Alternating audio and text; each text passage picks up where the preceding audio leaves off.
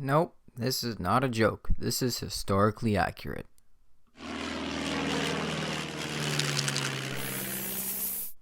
Welcome back everyone, I hope you're having a fantastic day, and today we are going to finish this fighter reconnaissance Spitfire we made last time.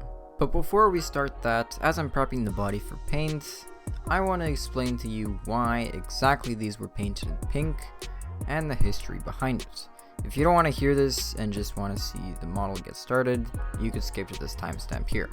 So this aircraft was part of the 16th Squadron of the RAF, and their missions were crucial to the invasion of Normandy as they operated mostly photo reconnaissance Spitfires, which would fly unarmed at high altitudes and take pictures of German positions. These would be painted blue. However, a few pictures of these pink Spitfires exist, some even retaining their full armament, only being fitted with a camera in the port side of the fuselage. These aircraft flew low-altitude reconnaissance missions during dusk or dawn, where the pale pink color camouflaged them well with the pink sky. These two factors in combination camouflaged it so that the unsuspecting German would only see this thing coming when it was already like 200 to 300 meters away, at which point it whizzed by like a bullet and it was impossible to do anything.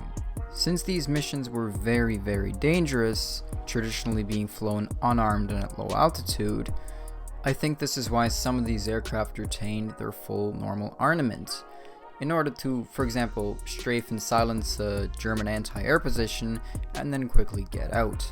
While this sacrificed a bit of speed, it certainly increased the survivability of both the pilot and the aircraft. This is also why these are referred to not as photo reconnaissance aircraft, but as fighter reconnaissance aircraft, because while technically their role is still reconnaissance, they are able to hold their own in a dogfight in case the need arises. Alright, thanks for listening to my TED Talk. Class dismissed. Since this specific shade of pale pink is pretty rare, it's very hard to find an exact matching paint color. I think there's a Vallejo Model Air paint called RAF PRU Pink or something, but since I prefer airbrushing acrylic lacquers anyway, I just mixed my own with a bunch of white and just a drop of red to get that pale, almost white color. For color modulation, I decided not to make this aircraft too complicated, so I opted for some pre-shading. At this point, I think it's also important to mention that I'm generally not a big fan of traditional Spitfire colors, like, at all. There, I said it. Now put down your pitchforks and let me explain myself. I think the Spitfire is a beautiful looking bird. It's the colors I don't like, the aria of browns and greens and grays.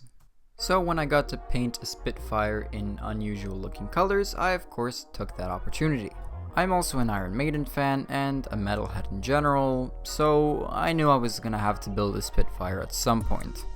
You know, aces high and all that. Oh my god, if you think that my take on the RAF colors was bad, wait till all the metal fans listening to this find out that I call myself a metalhead and don't listen to Black Sabbath. But okay, back on track. The general rule of thumb to keep in mind when spraying colors is to keep them thin, keep the layers thin, and make sure the pre-shading is actually showing through. Also, don't be afraid if there's a lot of contrast at this point in the build, because pin washes, varnishes, all of that will tone the contrast way down by the end. This is probably one of the most simple camo schemes I've ever painted on an aircraft. It just all pink. Well, no, that's a lie, because there's also invasion stripes, which I painted with a mix of white and flat base, because, yeah, I ran out of flat white. Be careful when spraying white over masked areas, because it's one of those colors that has a tendency to bleed under masking tape if not careful, so just make sure there isn't a lot of paint pooling around. Then I carefully masked off the white stripes and painted the black ones in flat black, also from Tamiya. If you've ever done this, you'd know exactly what I mean. Pulling masking tape off and seeing the results and that everything worked is one of the most satisfying things you will ever get to experience, don't at me. I've also seen other modelers who built PRU pink Spitfires half painted over invasion stripes on the bottom of the wings, as if they were there, but they were painted over, and now the black is just showing through, so I opted to do the same. Like I said, very simple color scheme, so I just sealed everything with a couple coats of clear varnish to prepare everything for decals. While that was drying, I moved on to painting the drop tank, and after a lot of consideration, I painted it in a normal sort of REF sky gray, because pink Spitfires were already pretty rare, and I thought that nobody would really bother repainting drop tanks in the same color. So, the decals. After scouring the internet for hours, I came across this kit from a Czech brand I've never heard of, whose name I won't even dare to pronounce, because I don't speak Czech. Kovozavody Prostejov.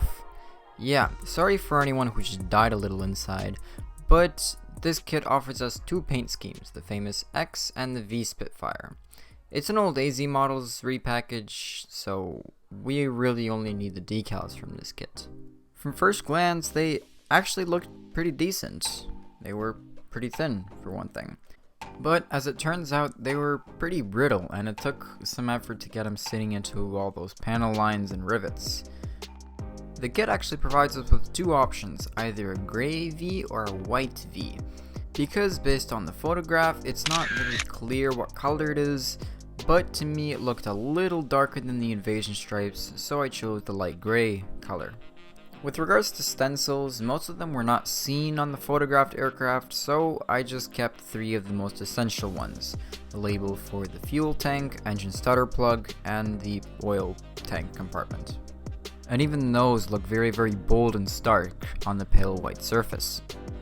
But let's move forward with pin washes. I decided to go with an oil wash by mixing brown wash and bitumen this time, and then I applied it to all of the panel lines onto the aircraft. This will make all of these details more pronounced than they already are on the surface with depreciating. And because we have a very smooth surface, after the oil is dry to the touch, I can simply wipe it off with a paper napkin. Moving on to some detail painting, I painted these gun emplacements with flat red, which was pretty much a staple on RAF aircraft at the time, and then I moved on to painting the exhaust. I tried to make them not entirely rusted out this time, so I started off with a nice base coat of sky gray, and then took a light rust tone and a sponge, and carefully applied the paint with the sponge and some tweezers, making sure only a little bit is actually left on the sponge. This was followed by this enamel rust tone from AK Interactive, which I applied pretty much over the whole exhaust, but mainly focusing it on the acrylic rust we applied before, and then I gently blended it with some enamel thinner, just to make the transition a little less sharp. And there we go. They're kinda rusty, but, well, not nearly as much as some of my other work. Let's take a break and build the wheels for now. They were molded in two halves, and usually I'd have a problem with this, but these wheels didn't have any tire patterns, so it's okay because we can just sand out the mold line. Usually I'd be pretty upset because I'd have to restore the tire pattern. I took a fairly different, at least for me, approach to painting landing gear, because I started off by painting the hydraulic parts in chrome silver, over some gloss black of course, but the idea is to paint the very sort of shiny chrome part, then mask it off with some masking tape, and then paint the rest of the landing gear. At the moment I don't really have a good chrome color for brush painting, and the rest of the landing gear I was going to paint with airbrush, so the supposedly super shiny chrome part was going to stand out like a sore thumb. So I took out this approach. And, well, in the end the difference is very subtle. It's there, but it's so subtle, honestly, after weathering it, like, you pretty much won't be able to see it. Even still, if you don't have any good shiny chrome acrylic paints for brush painting, then this approach always works. As usual, I painted the tires in a dark gray over a black, because I think tires look a bit more realistic in a dark gray rather than black. They have a more rubbery texture that way, if you know what I mean. Then I attached the gear bay doors, which I also painted in pink with the rest of the aircraft, and could safely attach them to the bottom of the fuselage. Always make sure they're at the correct angle that they're supposed to be in, and that the gear are also symmetrical, because there's nothing worse than a crooked looking plane, which is very evident by the wings. Trust me, I've been there.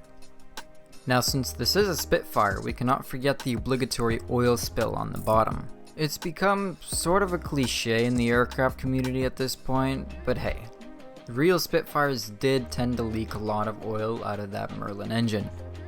At this point, it's like, are you even building a proper Spitfire if you don't add a massive oil spill on the bottom to the point where you'd be questioning if the thing is actually safe to fly? Exhaust stains and gun smoke from the machine guns and cannons I did from a bitumen oil paint. And yes, I said gun smoke. It's a pretty controversial thing on the pink Spitfires because many say that, oh no, there wouldn't be any smoke because these didn't actually have any guns or use any guns. But since this aircraft retained all of its armament, I mean, it was probably there for a reason, so I mean, I'd assume it would have been used, and so the gun smoke would have been very evident on the very pale wings. I also found some really neat looking reference images on some drop tanks, even these cigar ones on the bottom of Spitfires, where it looks like some oil has dripped from the engine onto the very front end of the drop tank and caused this weird spider-like spill. It's a pretty cool effect, and I recreated it with some burnt umber oil paint. Then I simply glued the drop tank in place using the holes that we drilled earlier. Oh yeah, and I can't forget to add a pin wash to the landing gear, and for that I used some dark brown panel liner from Tamiya. Then I shot the model with some flat varnish because I wasn't entirely happy with the little bit of shine that the decals were still giving off, and so this flat varnish instantly toned them back down. After that, I painted the propeller. This was another simple one, mostly just black, and then the tips were yellow. Here's a pro tip for you guys. Whenever painting British or American propellers with the yellow tips, always base coat the tips with white first. This helps the yellow pop a little more over the dull black surface. The result we get is a nice bright yellow in contrast with the black. Then I could put the pink nose cone on and start putting all of the final pieces together.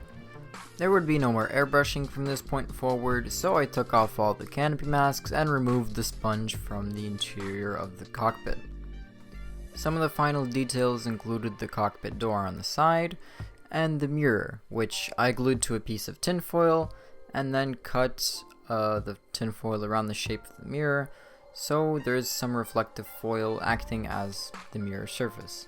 Then I carefully put it on and painted it in silver. With some Tamiya chrome silver, I painted some scratches on the leading edges of the propeller just to make them a bit more worn. For the aerial wire, I used 0.2mm rigging from Anno, and then the last thing I did was paint the navigation lights with clear Tamiya paints. And that is it. It's finished. I would normally split this video into two parts, one part painting and the other parts weathering and final assembly and all that, but since the camouflage on this aircraft was so simple, I decided to just make it all into one.